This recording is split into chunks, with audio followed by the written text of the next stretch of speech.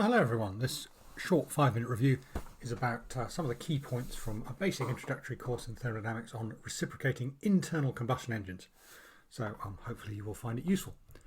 So internal combustion engines, as we all know, are used to primarily drive cars. Unlike gas turbines, the motion is backwards and forwards, and they're widely deployed in a number of different locations. This is a picture of a Lada driving through the streets of Sheki in Azerbaijan. So they're very much globally distributed, and this is powered by quite a simple internal combustion engine. So when we've done gas turbine work, we've made a big comparison between real gas turbines and the air standard cycles we use to model them. And in theory, you can end up with a similar close analogy between the IC engine and the air standard cycle that you develop as a model of what's happening in the real engine. So you have on the left here, we have our indicated power divided by a mass of fuel times a lower calorific value. And in theory, that should be equal to the work out of our air standard cycle multiplied by some temperature difference and a specific heat capacity. But in practice, we find this model is much less useful than one we've used for gas turbine cycles. And as a result, in the courses that you see in introductory thermodynamics, they don't really go into very much detail about air standard cycles for internal combustion engines. And that's kind of what I want to go into a bit of depth about in this very short video. So the Otto cycle, you have you can draw these and you go through the derivation of them. You end up with an efficiency that's related to the volumetric compression ratio and some air property gamma, and you have your stations around the cycle, and you have heat addition at constant volume for the Otto cycle. And you can also develop a cycle that represents more of a diesel engine called the diesel cycle, where you have heat addition between 2 and 3 here, with heat addition basically at constant pressure. So this is our horizontal line on the PV diagram. And again, with a bit of mathematics, you can develop an equation for the efficiency for that over there on the top right there, which is this time related to the volumetric compression ratio and also the cutoff ratio, which is related to the volume change between 2 and 3. So you can come up with those models of the engine. But then when we actually look at real cars, and let's look at an example of a real car. This is actually my car at the moment. This is a Nissan Qashqai, which I bought second-hand from a dealer. It features a diesel engine, air conditioning, and a built-in reversing camera, so you can see where you're going reversing. I am indeed living the life of luxury here. But this Nissan Qashqai here is available both as a diesel, which I bought second-hand, and also as a petrol model. And when you try and apply the models that we've just seen of our diesel cycle and our Otto cycle to that engine, what you find is actually you don't have a good description of the physical behaviour of the engine.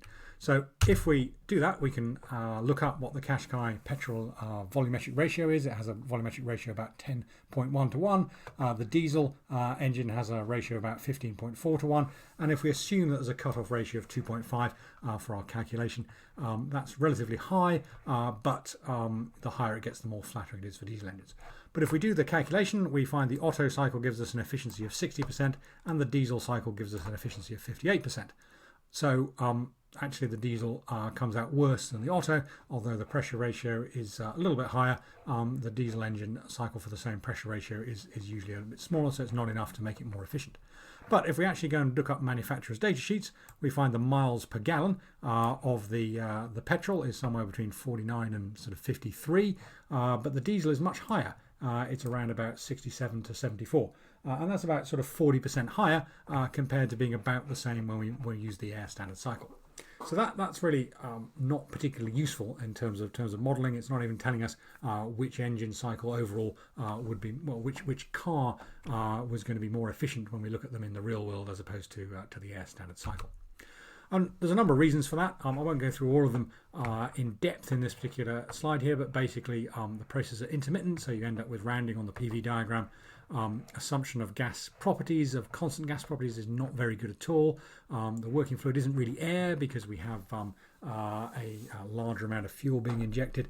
And the maximum combustion temperature is higher, and also you have quite a lot of heat transfer in and out of the cylinder, partly because the combustion isn't continuous because it's a 4-stroke engine normally, and so there are it's only firing for about 1/4 of the time at the most. When you look at the heat transfer through the cylinder, it's quite important. So all those are reasons why the real IC engine versus an air standard cycle is not a good model.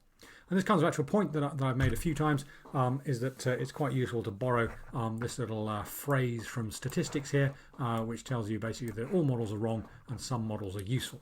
And that's attributed to George Box, who is a statistician, originally born in England and then moved to the US, where he ended his career. It's also sometimes called the modelling gap, the idea that what you're modelling, there's a gap between what you're modelling and the reality. So in the case of the gas turbine cycles that were used for the Joule or Joule-Brayton cycles, the model may have had some simplifications in, but it was much more useful than the model that we have for IC engines. So what is useful? What can you do in an introductory IC engine course? Well, I think there's a couple of things you can do. So one of which is you end up with a series of empirical equations that characterize engine performance. And you don't need to, so we have our Otto cycle and our diesel cycle efficiencies here. But down at the bottom here, this is taken from a formula sheet from an exam. You can see you have a bunch of useful parameters, which I won't go into too much, but characterize the engine. So if you compare one of these parameters for one engine to another, you get an idea of how they compare and contrast. So that's one thing you can do. You can characterize your engine performance with real-world data. The other thing you can do in a basic introductory course is get a general understanding of how the internal combustion engines work. So if you look on the left here, we have a sort of one of these diagrams. You can see at some stage of piston motion, you have inlet flow, exit flow, you have a spark plug up here, a piston and connecting rod down here, and if you understand the intermittent nature of the process, then you'll be meeting the outcomes of the course.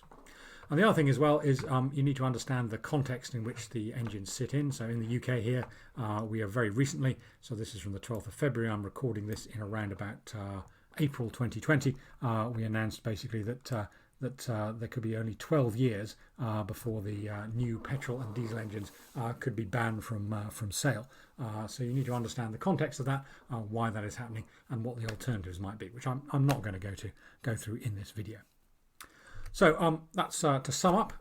Internal combustion engines are much more difficult to model than gas turbines. And if you do a basic course in thermodynamics, such as the one I've taught recently, you can expect to be using empirical equations for performance to characterize the everyday performance of engines in the real world. And also you need to understand the operation of these things and the context in which they work, which is that certainly in many parts of the world, governments are planning to phase out internal combustion engines completely.